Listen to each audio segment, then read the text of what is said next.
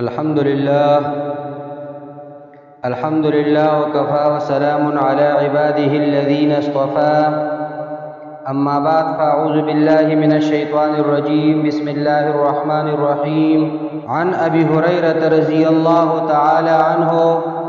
قال رسول الله صلى الله عليه وسلم ما من الأنبياء من نبي إلا قد أعطي من الآيات ما مثله آمن عليه البشر وإنما كان الذي أوتيت وحيا أوحى الله إلي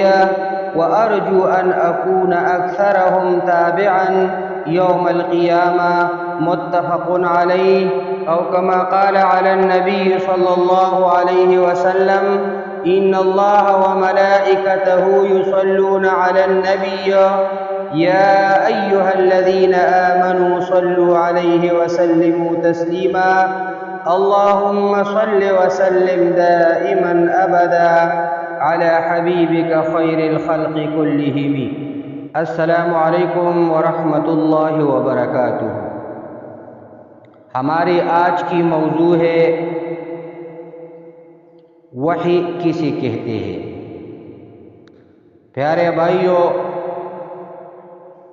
لغوی اعتبار سے کسی چیز کی خفیہ طور پر اور جلدی اطلاع دینا وحی کہلاتا ہے،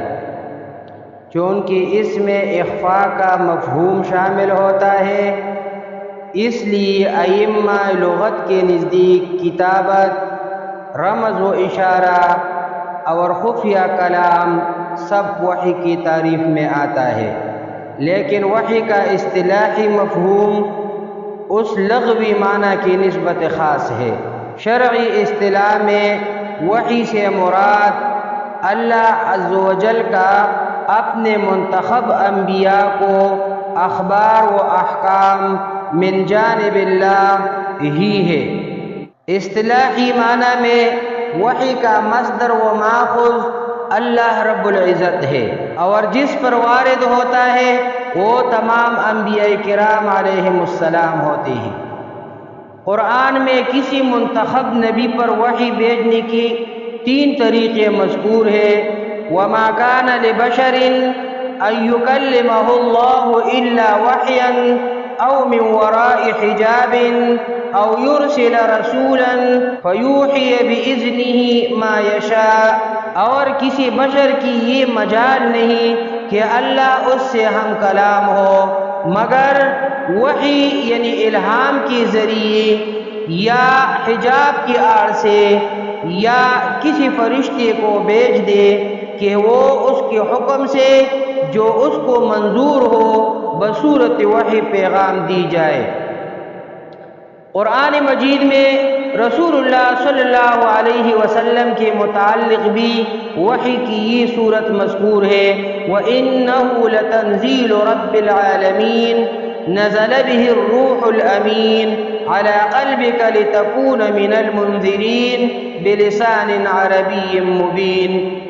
اور یہ قرآن رب العالمین کا بھیجا ہوا ہے، اس کو امانت دار فرشتہ لے کر آیا ہے آپ کے قلب پر صاف عربی زبان میں، تاکہ آپ من جملہ ڈرانے والوں میں سے ہو۔ اور دوسری جگہ ارشاد ہے وَكَذَلِكَ أَوْحَيْنَا إِلَيْكَ رُوحًا مِّنْ أَمْرِنَا، اور اسی طرح ہم نے آپ کے پاس بھی اپنا حکم وحی کیا ہے۔ لیکن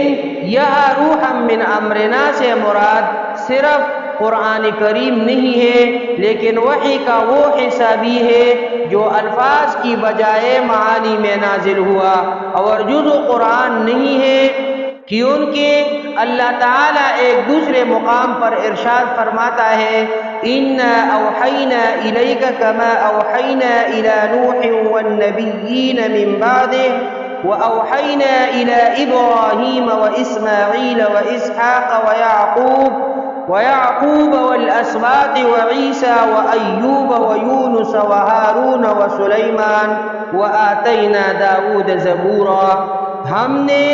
آپ کی طرف وحی بھیجی جس طرح کہ ہم نے وحی بھیجی تھی نوح علیہ السلام اور ان کے بعد آنے والے انبیاء کی طرف، اور ہم نے حضرت ابراہیم علیہ السلام، اسماعیل علیہ السلام، اسحاق علیہ السلام، یعقوب علیہ السلام، ان کی اولاد عیسیٰ علیہ السلام، ایوب علیہ السلام، یونس علیہ السلام، ہارون علیہ السلام اور سلیمان علیہ السلام اجمعین کی طرف وحی بھیجی،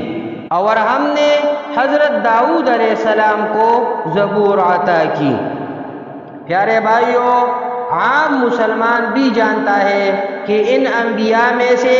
اللہ رب العزت نے صرف ابراہیم علیہ السلام، عیسیٰ علیہ السلام، داؤد علیہ السلام اور محمد علیہ السلام کو کتاب عطا فرمائی تھی۔ دوسرے تمام انبیاء علیہ السلام جن کا ذکر اس آیت میں ہوا ہے، ان کو جو وحی اللہ رب العزت کی جانب سے بھیجی گئی تھی وہ ان 4 صحف سماوی کی طرح مطلوع نہ تھی، بلکہ ان کی حیثیت غیر مطلوع کی تھی۔ حضرت ابو ہریرہ رضی اللہ تعالی عنہ بیان کرتے ہیں کہ رسول اللہ صلی اللہ علیہ وسلم نے فرمایا، تمام انبیاء کرام علیہم السلام کو معجزات عطا کی گئی جن کے مطابق انسان ان پر ایمان لائے، اور جو مجھے عطا کیا گیا وہ وحی یعنی قرآن ہے۔ اللہ نے میری طرف وحی بھیجی، میں امید کرتا ہوں کہ روز قیامت ان انبیاء کرام سے میرے متبعین زیادہ ہوں گے۔ اقول قولی ھذا استغفر اللہ لی ولکم ولسائر المسلمین۔